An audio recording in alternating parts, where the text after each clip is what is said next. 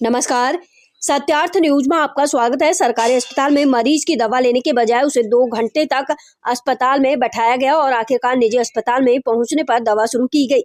Referral अस्पताल में मौजूद नर्स के दुर्व्यवहार के खिलाफ रेफरल अस्पताल में मौजूद स्टाफ और नर्स ने कहा कि शाम 4 बजे तक दवा नहीं दी जाएगी। मरीज के साथ आए परिजन ने पर्याप्त दर्द की दवा या राहत देने वाला इंजेक्शन देने को कहा। इसके बाद भी कोई सुनवाई नहीं हुई।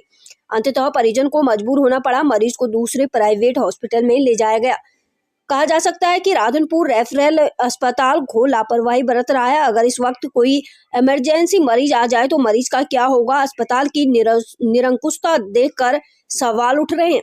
सरकारी अस्पताल में मौजूद स्टाफ कहते हैं कि मरीज को 4 बजे तक दवा नहीं मिलेगी और जवाब देते हैं कि जो कर सकते हो वो कर लो, लेकिन अभी दवा नहीं मिलेगी। इस मामले को लेकर जब गांव के सरपंच रेफरल अस्पताल पहुंचे तो नर्स समेत अस्पताल के कर्मचारियों से बातचीत की गई तो नर्स की ओर से भी सरपंच को अनुचित जवाब मिला।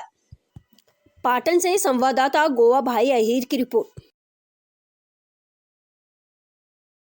दवाखाने जीव तो सरकार પણ કોઈ સારવાર ના કરી ગીધડી નહીં પછી અમે પારા દવાખાને લઈ ગયા. ડોક્ટર નતા તા હાજર?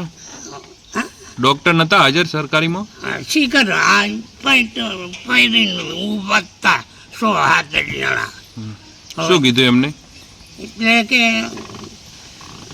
બોલ્યા જ નથી. 4 વાગ્યા સુધી દવા ના કરી. હા બોલ્યા જ નથી.